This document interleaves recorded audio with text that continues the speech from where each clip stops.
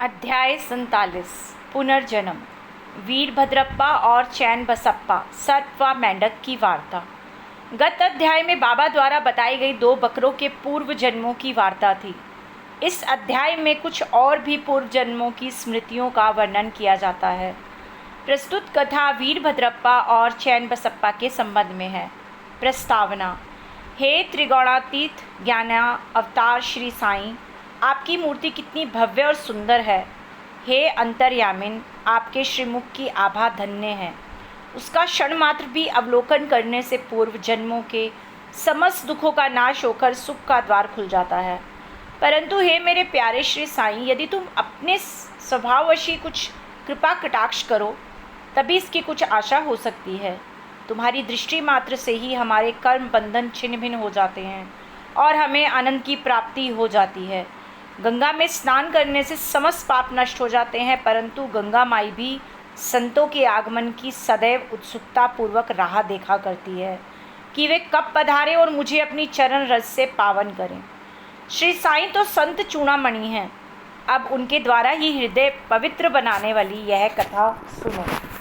सर्प और मेंढक। श्री साईं बाबा ने कहा, एक दिन प्रातःकाल 8 बजे जलपान के पश्चात मैं घूमने निकला। चलते चलते मैं एक छोटी सी नदी के किनारे पहुंचा। मैं अधिक थक चुका था, इस कारण वहां बैठकर कुछ विश्राम करने लगा। कुछ देर के पश्चात ही मैंने हाथ पैर धोए और स्नान किया। तब कहीं मेरी थकावट दूर हुई और मुझे कुछ विश्रांति का अनुभव होने लगा। उस स्थान से एक पगडंडी और बैलगाड़ी के जाने का मार्ग था, जिसके दोनों ओर सघन वृक्ष थे। मल्ले बयार मंद मंद बह रही थी। मैं चिलम भर ही रहा था कि इतने में मेरे कानों में एक मेंढक के बुरी तरह टर्राने की ध्वनि पड़ी। मैं चकमक सुलगा ही रहा था कि इतने में एक यात्री वहां आया और मेरे समीप आकर मुझे प्रणाम किया और घर पर पधार कर भोजन तथा विश्राम करने का आग्रह करने लगा। उसने चिलम सुलगाकर मेरी ओर पीने के लिए बढ़ाई। मेंढक के टर्राने की ध्वनि सुनकर वह उसका रहस्य जानने के लिए उत्सुक हो उठा।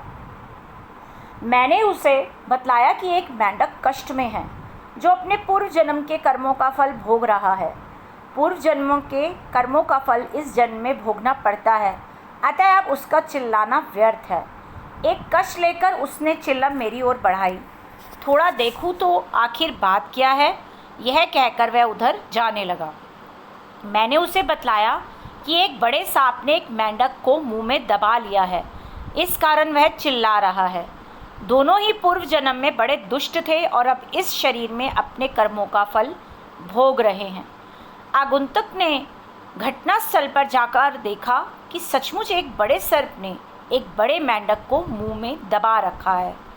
उसने वापस आकर मुझे बताया कि लगभग घड़ी 2 घड़ी में ही सांप मेंढक को निगल जाएगा। मैंने कहा, नहीं, यह कभी नहीं हो सकता। मैं उसका संरक्षक पिता हूँ और इस समय यहाँ उपस्थित हूँ। फिर सर्प की क्या सामर्थ्य है कि मेंढक को निगल जाए? क्या मैं व्यर्थ ही यहाँ बैठा हूँ? देखो मैं अभी उसकी किस प्रकार रक्षा करता हूँ। दोबारा चिलम पीने के लिए पश्चात हम उस स्थान पर गए। आगंतुक डरने लगा और उसने मुझे आगे बढ़ने से रोका कि कहीं सर्प आक्रमण ना कर दे। मैं उसकी बात की उपेक्षा कर आगे बढ़ा और दोनों से कहने लगा कि अरे वीरभद्रप्पा, क्या तुम्हारे शत्रु को पर्याप्त फल नहीं मिल चुका है, जो उसे मेंढक की और तुम्हें यह सर्प की योनि प्राप्त हुई है? अरे अब तो अपना वैमनस्य छोड़ो, यह बड़ी लज्जाजनक बात है। अब तो इस ईर्ष्या को त्यागो और शांति से रहो। इन शब्दों को सुनकर सर्प ने मेंढक को छोड़ दिया और शीघ्र ही नदी में लुप्त हो गया। मेंढक भी कूदकर भागा और झाड़ियों में जा छिपा। उस यात्री को बड़ा अचंभा हुआ। उसकी समझ में ना आया कि बाबा के शब्दों को सुनकर सांप ने मेंढक को क्यों छोड़ दिया और वीरभद्रप्पा व चैन बसप्पा कौन थे, उनके वैमनस्य का कारण क्या था। इस प्रकार के विचार उसके मन में उठने लगे। मैं उसके साथ उसी वृक्ष के नीचे लौट आया और धूम्रपान करने के पश्चात उसे इसका रहस्य सुनाने लगा। मेरे निवास स्थान से लगभग 4-5 मील की दूरी पर एक पवित्र स्थान था, जहां महादेव का एक मंदिर था।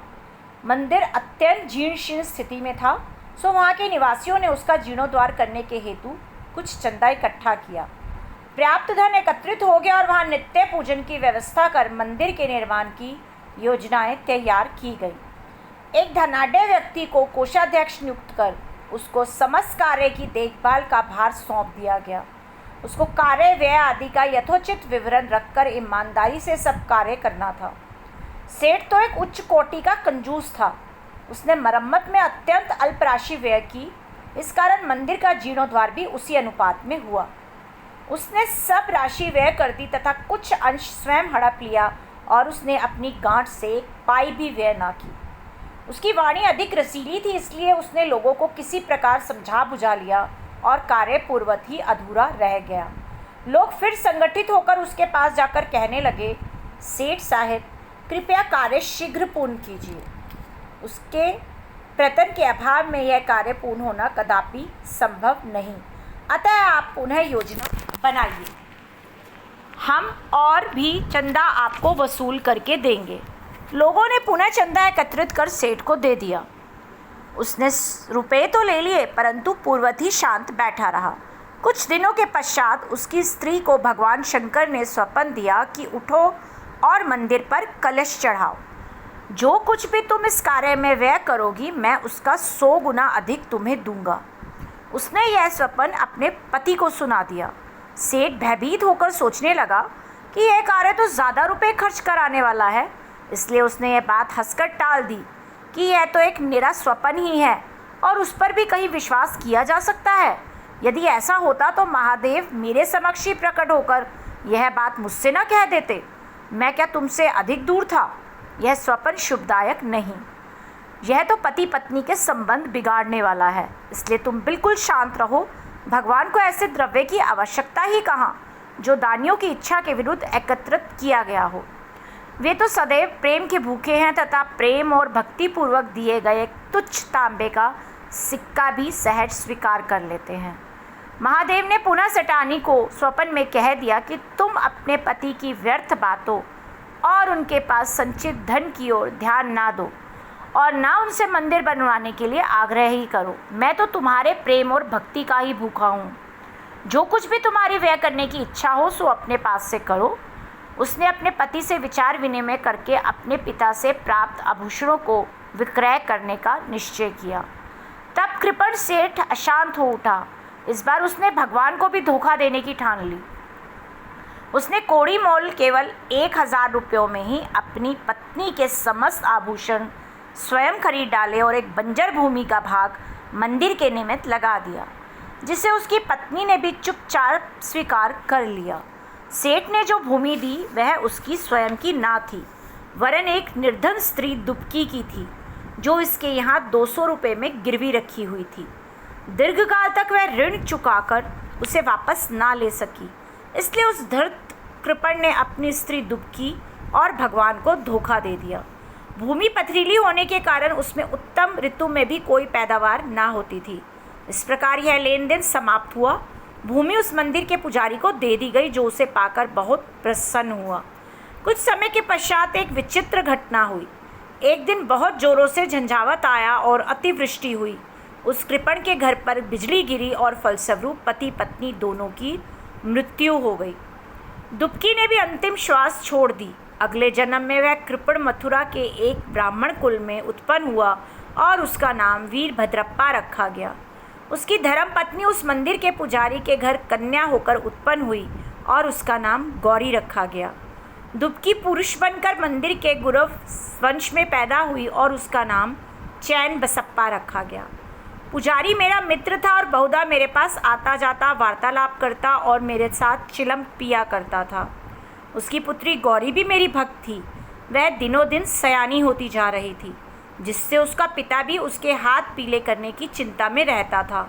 मैंने उससे कहा कि चिंता की कोई आवश्यकता नहीं, वर स्वयं तुम्हारे घर लड़की की खोज में आ जाएगा। कुछ दिनों के पश्चात ही उसी की जाति का वीरभद्रप्पा नामक एक युवक भिक्षा मांगते मांगते उसके घर पहुंचा। मेरी सम्मति से गौरी का विवाह उसके साथ संपन्न हो गया। पहले तो वो मेरा भक्त था, किंतु अब वह मेरा कृतघ्न बन गया। इस नूतन जन्म में भी उसकी धन तृष्णा नष्ट ना हुई। उसने मुझसे कोई उद्योग धंधा सुझाने को कहा, क्योंकि इस समय वह वैवाहिक जीवन व्यतीत कर रहा था। तभी एक विचित्र घटना हुई। अचानक ही प्रत्येक वस्तुओं के भाव ऊंचे बढ़ गए। गौरी के भाग्य से ज़मीन की मांग अधिक होने लगी और समस्त भूमि 1,00,000 रुपयों में आभूषणों के मूल्य से 100 गुना अधिक मूल्य में बिक गई। ऐसा निर्णय हुआ कि 50,000 रुपये नगद और 2,000 रुपये प्रतिवर्ष किश्त पर चुकता कर दिए जाएंगे। सबको यह लेन देन स्वीकार था, परंतु धन में हिस्से के कारण उनमें परस्पर विवाद होने लगा। वे परामर्श लेने मेरे पास आए और मैंने कहा कि यह भूमि तो भगवान की है, जो पुजारी को सौंपी गई थी। इसकी स्वामिनी गौरी ही है और एक पैसा भी उसकी इच्छा के विरुद्ध खर्च करना उचित नहीं, तथा उसके पति का इस पर कोई अधिकार नहीं है। मेरे निर्णय को सुनकर वीरभद्रप्पा मुझसे क्रोधित होकर कहने लगा कि तुम गौरी को फुसलाकर उसका धन हड़पना चाहते हो। इन शब्दों को सुनकर मैं भगवत नाम लेकर चुप बैठ गया। वीरभद्र ने अपनी स्त्री को पीटा भी। गौरी ने दोपहर के समय आकर मुझसे कहा कि आप उन लोगों के कहने का बुरा ना माने। मैं तो आपकी लड़की हूँ, मुझ पर कृपा दृष्टि ही रखें। वह इस प्रकार मेरी शरण में आई तो मैंने उसे वचन दे दिया कि मैं 7 समुद्र पार भी तुम्हारी रक्षा करूँगा। तब उस रात्रि को गौरी को एक दृष्टांत हुआ। महादेव ने आकर कहा कि यह सब संपत्ति तुम्हारी ही है और इसमें से किसी को कुछ ना दो। चैन बसप्पा की सलाह से कुछ राशि मंदिर के कार्य के लिए खर्च करो।